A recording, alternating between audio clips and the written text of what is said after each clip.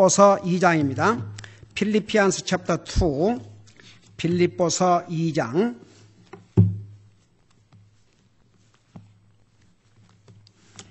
빌립보서 2장, 필리피안스 챕터 2,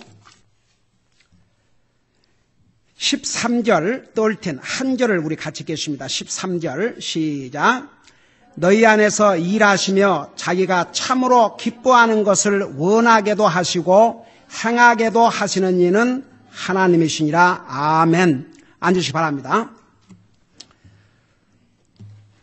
2장 13절은 그리스도 안에서 일하시는 하나님에 대해서 말씀을 하고 있습니다. 특별히 이 하나님은 삼위일체 하나님 가운데서 성령님으로서 하나님이라는 것을 자세하게 설명드렸죠. 왜냐하면 우리가 예수님을 영접하고 구원받은 그 순간에 성령님의 하나님께서 우리 속에 오셔서 사시기 때문입니다. 그래서 우리 속에 와서 사시는 성령님으로서 하나님께서 크게 두 가지 일을 하시는데, 첫째가 뭐라고요?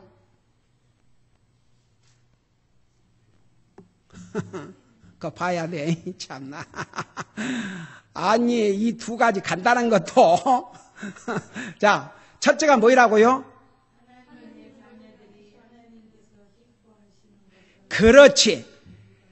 하나님이 기뻐하신 일을 첫째는 뭐 하게도 하신다고?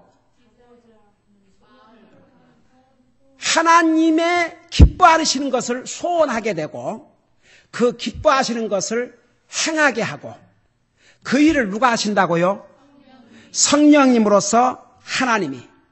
그러니까 여러분 마음속에 내가 하나님이 기뻐하신 정말 일을 하고 살아야 되겠다, 그런 소원이 있다 그러면 그 소원을 누가 주신 겁니까?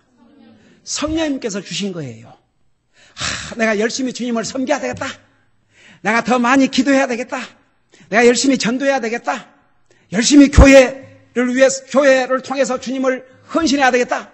이런 그 마음이 내 속에 생겼다면 그건 죄악의 속성을 가지고 있는 내가 아니고 내 속에 거하시는 성령님으로서 하나님이 하시는 일이다 그 말입니다. 그러니까 여러분 마음속에 영적인 일, 하나님과의 관계에서 무슨 소원이 생기면 그 소원은 여러분 속에서 성령님으로서 하나님께서 지금 일하고 계신다 그 말입니다. 그 다음에 두 번째는 아무리 사람이 소원을 하고도 그 소원을 이루지 않냐면 그 무슨 소용이 있겠습니까? 두 번째는 하나님이 기뻐하신 일을 첫째는 우리 마음속에 하고자 하는 소원을 갖게 하시고, 두 번째는 그 소원을 행할 수 있도록. 그래서 예를 들어서 제가 이제 쉬운 예를 들었죠. 그러니까 여러분 마음속에 내가 정말 믿음으로 살아야 되겠다, 그 소원이 생겼다면 그 소원은 누가 주신 거예요? 그래서 정말 이제 믿음으로 사는 거예요. 어렵고 힘들어도 주님 의지하고 주님 소망하고 주님의 자녀로서 기본적인 5가지, 여러분 주님의 자녀로서 기본 5가지, 그게 아무것도 아닌 거지만 그게 또 전부예요. 우리 삶에 이 5가지를 제대로 하지 못하면 하나님의 자녀로서 기본적인 것을 못하고 사는 것임과 동시에 이 5가지를 하면 정말 하나님의 자녀로서 훌륭한 삶을 사는 겁니다. 그래서 제가 옛날에 그 어느 미국 교회에서 5스타 크리스천스, 근데 제가 우리 교회 하나님의 자녀로서 해야 될 기본적인 5가지를 어디서 내가 다른 데서 참고를 해가지고 한 게 아니고, 제가 개인적으로 그리스도의 삶을 살면서 목회를 하면서 이것만큼은 최소한 하나님의 자녀들이라면 이것만큼은 하고 살아야 된다, 그것을 성경에서 가르치기 때문에 그 5가지를 했는데, 어느 미국 교회에서 그 5가지를 딱 해놓고 5 stars Christians. 그러니까 여러분 보세요. 우리 마음속에 내가 정말 이렇게 살아야 되겠다, 그 마음이 있다는 것은 여러분 속에 성령님 하나님께서 일하고 계신다는 얘기입니다. 그러니까 정말 내가 믿음으로 살아야 되겠구나, 내가 정말 성경을 매일, 내가 다른 거 못하더라도 매일 내 삶 속에서 기도하고 말씀 읽고 이런 마음이 생긴다 그러면 그것은 성령님께서 여러분 마음속에서 일하고 계신다 그 말입니다. 그리고 그것을 이제 행해야 돼요. 근데 이제 여기에서 중요해요. 하나님은 전능하신 하나님이지만 하나님께서 우리 인생을 창조하실 때 우리에게 무엇을 주셨다고 그랬어요? 자유의지를 주셨다고 그랬습니다. 그래서 우리를 하나님의 형상으로 지은 거예요. 우리 로봇으로 지은 것이 아닙니다. 그러니까 우리 인류의 최초의 조상이 하나님이 먹지 말라고 한 선악과를 따 먹어도 하나님께서 막지 않고 놔뒀어요. 만일 하나님께서 손을 딱 쳐가지고 못 먹게 하셨다 그러면 인간은 그 순간부터 허수아비가 됩니다. 여러분, 구원받은 하나님의 자녀들 마음속에 하나님의 성령님께서 오셔서 우리에게 이런 하나님이 기뻐하신 것을 소원하게도 하시고 행하게도 하시지만 잘 들어보세요. 우리가 그 성령님의 인도하심에 순종하지 아니하면 열매가 없어요. 그러니까 예를 들어서 내가 믿음으로 살아야 되겠다. 정말 내가 하나님의 자녀로서 기본적인 5가지 해야 되겠다. 그런 마음이 생겼다면 그건 누가 준 거예요? 주신 거예요? 성령 주신 거예요. 근데 그것을 행하고 안 하고는 누구에게 달려 있어요? 여러분을 달려 있어요. 성령님께서 여러분을 도와주시죠. 아무리 도와주셔도 여러분이 거부하면, 여러분이 안 하면 성령님께서 강제로 안 하셔요. 참 어떨 때는 성령님께서 좀 강제로 해주시면 얼마나 좋겠습니까? 근데 성령님께서 강제로 그렇게 하지를 않습니다. 그래서 여기에 너희 안에서 일하신다. 이 일하신다는 그 원어의 의미가 에너자이즈, 기운을 돋궈 주는 거죠. 그렇게 성령님께서 도와주시지만 내가 안 하면 그 열매는 없다 그 말입니다.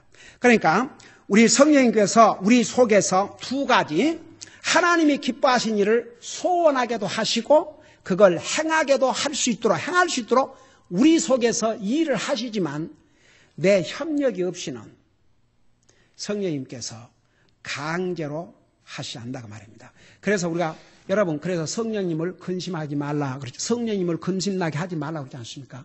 성령님께서 이렇게 인도하지만 그리스도인이 순종하지 아니하면 성령님이 근심하시는 거죠. 슬퍼하시는 거죠. 아니 부모가 자식을 바로 인도해 주고 싶어도 자식이 말을 안 듣고 자식이 부모를 대항하고 거슬리고 그러면 그 부모의 마음이 얼마나 슬프겠습니까? 그렇다고 자식을 어떻게 하겠습니까? 죽일 수 없고 어떻게 하겠습니까?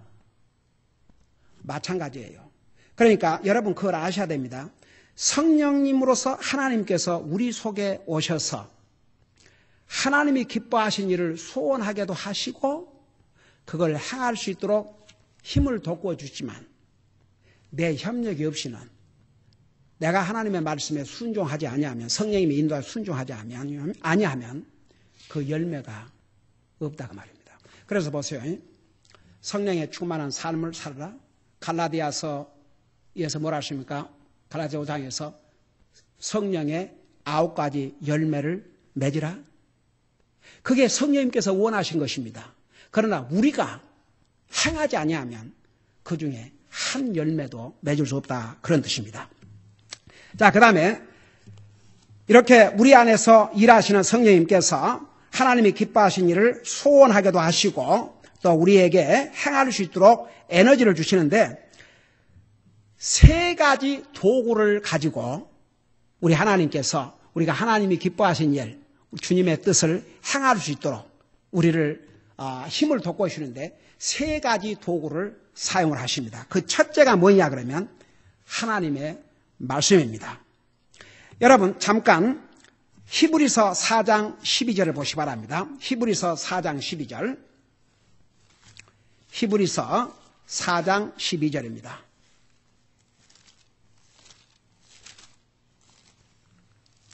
여러분 잘 아는 말씀이죠.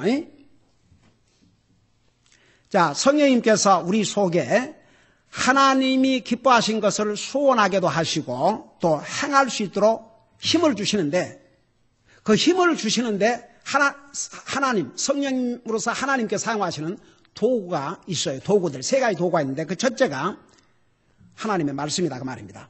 자, 왜 하나님의 말씀이 우리가 하나님의 기뻐하시는 뜻을 행할 수 있는 우리에게 힘이 되느냐, 원동력이 되느냐. 자, 우리 4장 12절을 우리 다 같이 한번 읽어보십시다. 시작.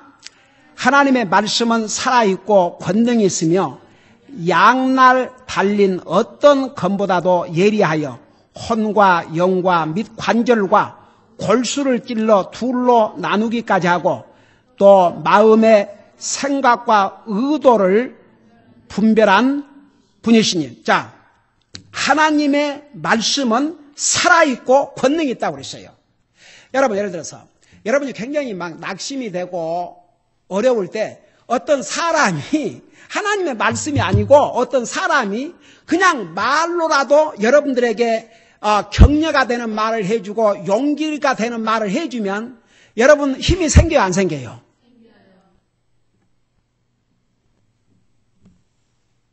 사람은요, 어려우면, 힘들고 어려울 때는 사람의 말이지만 사람이라도 이렇게 격려가 되는 말로 얘기해주면 힘을 얻는다고요.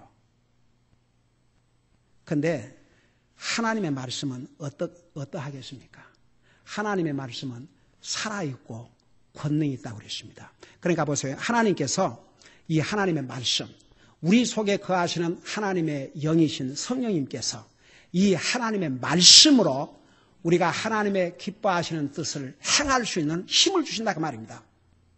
근데 이 하나님의 말씀을 가까이 하지 않고는 아무리 성령님께서 우리 마음속에 이렇게 하나님이 기뻐하신 일을 행하고자 하는 소원을 갖게 하고 힘을 주셔도 이 하나님의 말씀은 멀리하고는 할 수가 없습니다. 여러분, 아무리 건강한 사람도 일주일 굶어봐요.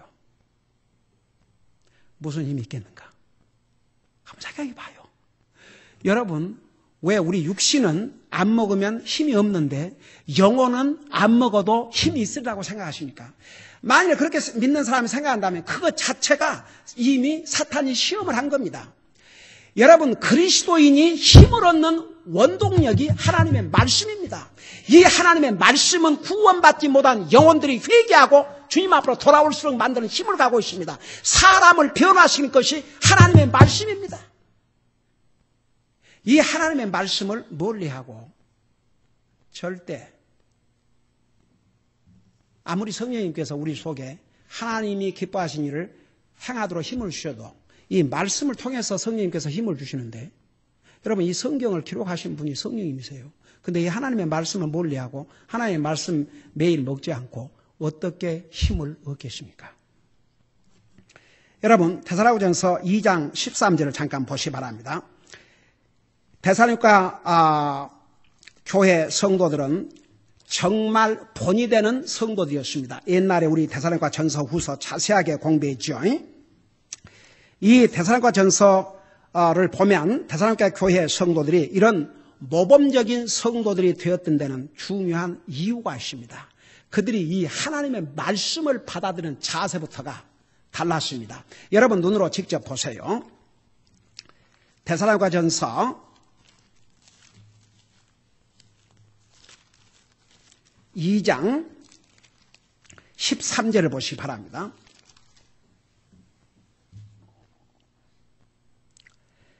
거기 보니까 이런 까닭에 우리가 또한 하나님께 끊임없이 감사를 드리면 너희가 우리에게서 여기서 우리가 또한 하나님께 끊임없이 감사를 드린다 그 말은 사도 바울과 동역자들이 이 데살로니가 교회의 성도들에 대해서 끊임없이 감사를 드리면 너희가 이 데살로니가 교회의 성도들이 우리에게서 들은 하나님의 말씀을 받을 때에 이 데살로니가 교회의 성도들이 사도 바울이 전한 복음, 사도 바울이 전한 하나님의 말씀을 받을 때에 사람들의 말로 받지 아니하고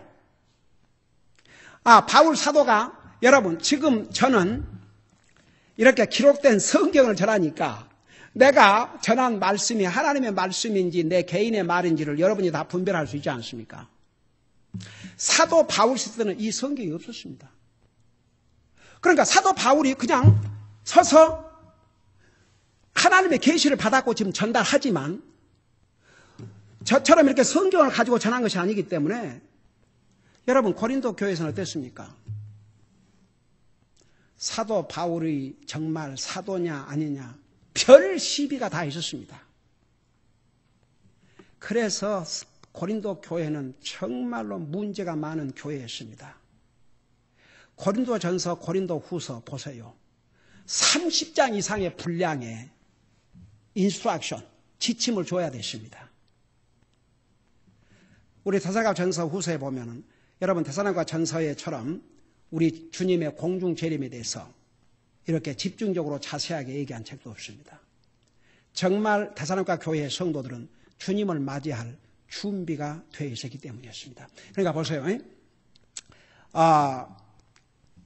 그 당시에 사도 바울이 저처럼 이렇게 성경책을 가지고 전하는 게 아니고 하나님의 계시를 받아서 전하지만 그 데살로니가 교회의 성도들은 사도 바울이 전한 그 메시지를 사람의 말로 받지 아니하고 뭘로 받느냐면 하나님의 말씀으로 받아들였다고 했습니다. 그런데 요즘은 정말 우리 교회 성도들은 하나님 말씀 하다못해 우리 브라더 존이 얼마 전에 자기가 구원받은 지는 40년 됐지만 우리 교회에 온 다음에 40년 동안 못 배운 걸 배웠다 그러면서 저는 그리스도인으로서 5가지가 뭔지도 모르고 살았다고 그런 간증을 했어요. 근데 이번에 우리 브라더 존 동생 지나 그 그리스도인이죠. 우리 교회 방문해가지고 점심시간에 그런 얘기를 해요. 그런 얘기를 그 오빠한테 많이 들었노라고 오빠가 정말 자기가 구원받은 40년 됐지만 이 교회에 와서 2년 동안 배운 게 40년 배운 것보다 더 많은 걸 배웠다 그러면서 자기가 볼 때 진짜 브라더 존이 변했대요. 자기 오빠가. 많이 변했대요.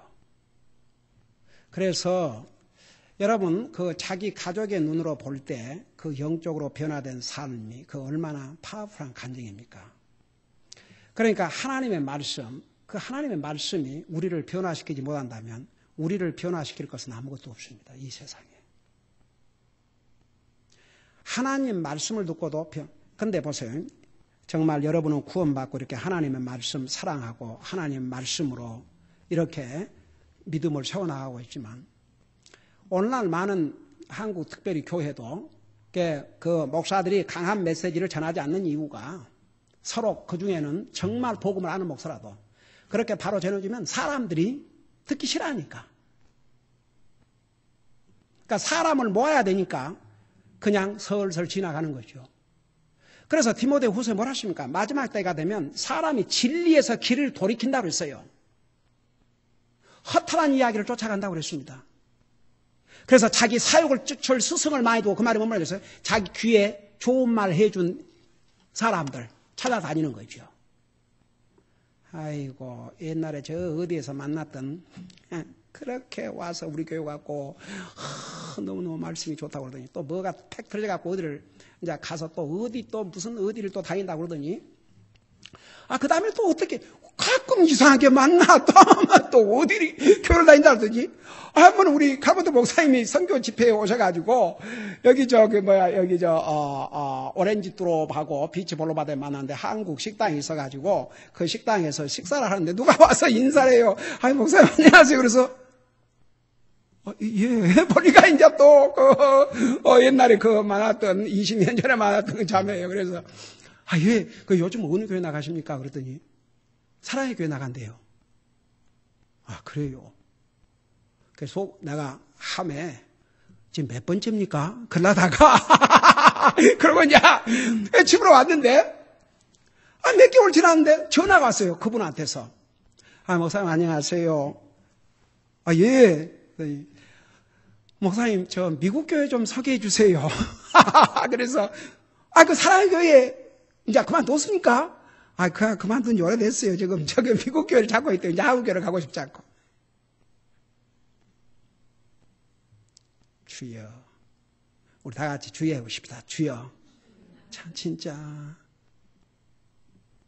그러니까 오늘날요. 그러니까 성경에서 미리 알려주신 거예요. 보세요.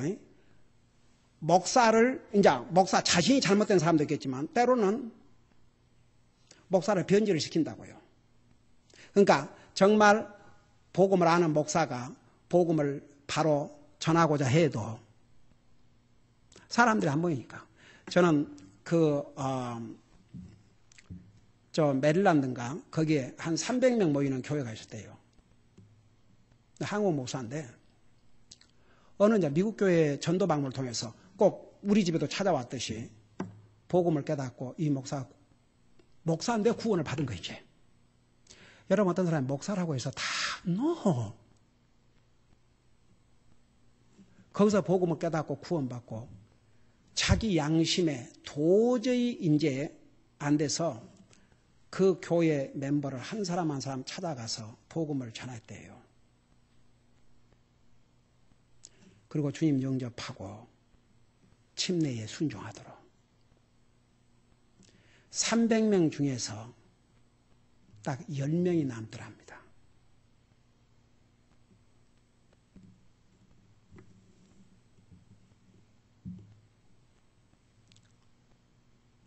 그래도 참 그 목사 귀한 거죠. 그 10명 데리고. 여러분, 주의 종은 항상 뭘 카운트하고 살아야냐면 언젠가는 주님 앞에 서야 된다는 거. 주님 앞에 설 때 얼마나 많은 멤버를 가지고 목회했냐.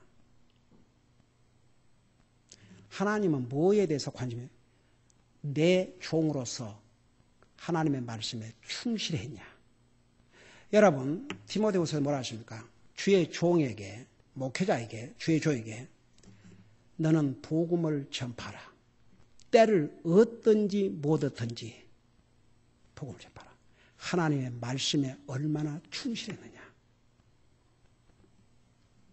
옛날에 어떤 우리 교회에 나왔던 분이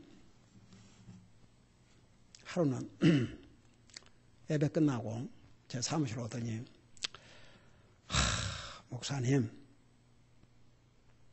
제가 아침에 일찍이 일어나서 회사를 가기 때문에 그 한국 방송을 듣는데 그 시간에는 한국 방송은 일반 방송보다는 다 크리스천 방송이라고 이제 방송에 나온대요. 그러면서 그분이 하는, 내가 그 말 그대로 옮깁니다. 그걸 설교라고 하고 있다고. 그런데도 그 교회 사람들이 얼마나 많이 모인다 이거예요. 근데 우리 목사님 이렇게 좋은 메시지를 전하는데 정말 더 많은 사람들이 이 메시지를 들었으면 좋겠다고. 그러면서 하시는 얘기가 뭐라는 줄 아세요? 저더러 근데 그날 무슨 메시지를 전했냐 그러면 야고보서에 이런 내용이 나와요. 어떤 사람이 그 내용이 뭐냐 하면 아무 도시에 가서 장사를 해서 이익을 남기고자 하는 자들아, 너의 인생이 무엇이냐? 너희는 잠시 있다가 없어질 안개니라. 주님의 뜻이면 이것도 하고 저것도 행할 것이 늘 내가 허탄한 것을 자랑하느니. 그런 말씀이 있어요. 그래서 그때 믿는 사람은 비즈니스를 해도 잘 선택해서 해야 된다. 믿는 사람이 가령 리코스토아를 한다. 그러면 나를 초청해서 가서 기도해달라 그러면, 여러분 하박국인가 2장에 보면 내 이웃에게 술을 먹여 취하는 저 화 있을진저 그랬어요. 제가 뭐라 가서 기도하겠습니까? 오 주님, 하루라도 빨리 문 닫게 해주시옵소서. 그렇게 기도하죠. 옛날에 그 어느 은퇴한 목사가 나한테 전화해가지고 LA에 있는 동양선교교회에 장로가 다 술장사, 리코스도 하는 사람들이라고. 그런 사람들을 장로로 앉힌 목사도 회개하고 그 장로들 다 물러가야 된다고. 그리고 피켓을 가가지고 그 서 있으니까 젊은이들 나와서 들여다가 자기를 던져버렸대요.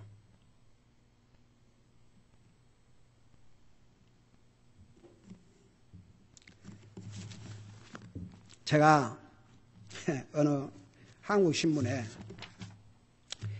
예수 스타일 vs 강남 스타일. 요즘 지금 한국에 난리 아닙니까? 그럼 뭐가 지난해 그리고 현재에도 세계적으로 선풍적인 인기를 누리고 있는 인기 가수 싸이의 강남 스타일을 모르는 사람들은 아마도 없을 것이다. 세상에서 말하는 강남 스타일과 예수 스타일은 함께 갈 수 없다. 강남 스타일이란 돈, 쾌락, 사회적 성공, 학위, 명예, 권력을 상징한다. 반대로 예수 스타일은 말구유, 겸손, 세상으로부터 멸시와 천대, 십자가의 고난을 의미한다. 좋은 차에 자가용 기사까지 두는 초대형 교회 귀족 목사의 강남 스타일은 어제 오늘의 일만이 아니다.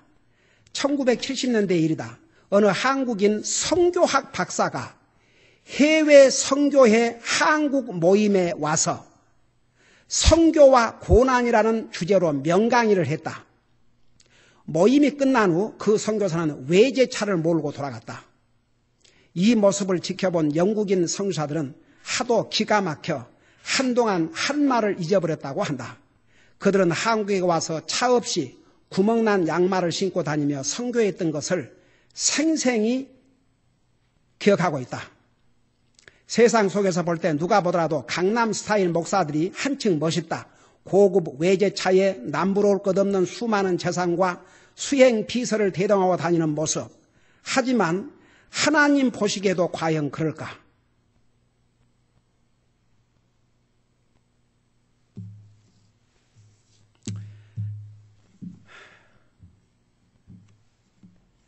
제가 지난번에 그 한국에서 일어난 최근 사건 때문에 제가 참 마음이 상했던 것은 저는 현장을 누비면서 전도를 하기 때문에 그 전도하러 다니다 보면 어떤 사람, 나이가 좀 든 사람들은 교회 맨날 가봤자 그 장로 목사들 싸우는 교회 왜 갑니까?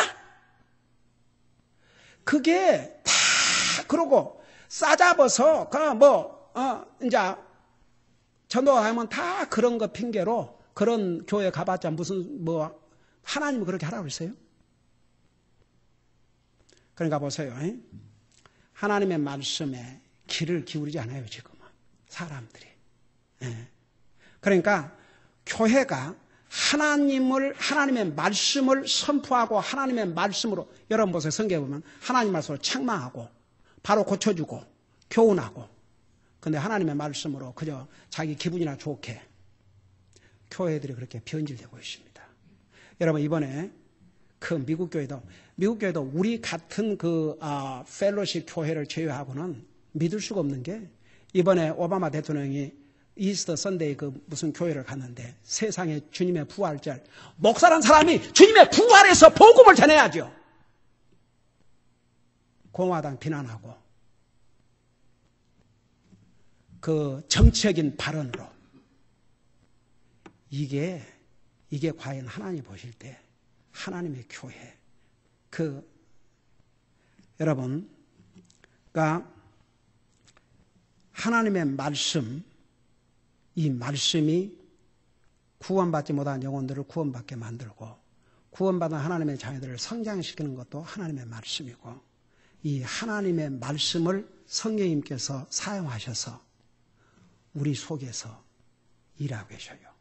이 데살로니가 교회 성도들은 사도 바울이, 저는 이렇게 하나님 말씀 책을 가지고 전하지만 사도 바울은 그냥 전했어요. 그러지만 그 데살로니가 교회 성도들이 하나님의 말씀을 받았는데 진실로 그러하도다. 그러놓고 마지막에 뭐라고 이렇게 얘기했어요. 그 말씀이 또한 믿는 너희 안에서 효력 있게 일을 하느니라 그랬어요. 그러니까 하나님의 말씀을 믿음으로 받아들이고 믿는 자의 속에서 성령님께서 그 하나님의 말씀을 통해서 효과적으로 일을 하신다 그 말입니다. 그래서 성령님께서 우리 속에서 일하시는데 사용하는 첫 도구가 하나님의 말씀이라는 것. 여러분, 성령의 하나님과 말씀과는 분리를 할 수가 없습니다. 하나님과 말씀과는 분리를 할 수가 없습니다. 여러분, 예수님을 뭐라 하십니까? 태초에 말씀이 계시니라. 이 말씀이 하나님과 함께 하셨으니 아버지 하나님, 곧 이 말씀이 하나님이시라. 말씀이 육신이 되어 이 땅에 오신 분이 바로 예수님이라 그랬고, 성령님께서 이 말씀을 기록하셨고, 하나님의 말씀과 하나님과는 분리를 할 수가 없습니다. 여러분이 보이지 않는 하나님을 가장 가까이 체험할 수 있는 방법이 바로 이 하나님 말씀입니다. 성령님께서 우리 속에서 일하시는 데 사용하시는 첫째 도구가 이 하나님의 말씀이십니다. 기도하십시다. 우리 아버지 하나님, 우리를 구원하시고 우리만 내버려 두는 것이 아니라 내버려 두신 것이 아니고 성령님의 하나님께서 우리 속에 오셔서 하나님이 기뻐하시는 일을 소원하게도 하시고 또 그 일을 행할 수 있도록 우리에게 힘을 돋구어 주신 성령님께서 우리 안에 계신다는 것을 우리가 배웠습니다. 또 성령님께서 우리 속에서 일하시는데 사용하시는 도구들 가운데 그 하나가 하나님의 말씀이라는 것도 배웠습니다. 우리가 이 하나님의 말씀을 떠나서는 구원받지 못한 자가 구원받을 수도 없고 구원받은 하나님의 자녀라도 이 하나님의 말씀을 떠나서는 영적으로 성장할 수 없고 우리의 믿음을 굳건히 세울 수 없다는 것, 그리고 우리의 영적인 삶을 건강하게 지탱할 수 없다는 것 우리가 다시 한번 분명히 깨닫고 정말 매일 말씀 읽으며 말씀 안에서 사는 우리 사랑하는 성도들 되게 하여 주시옵소서. 예수님의 이름으로 감사하고 간절히 기도하옵나이다. 아멘.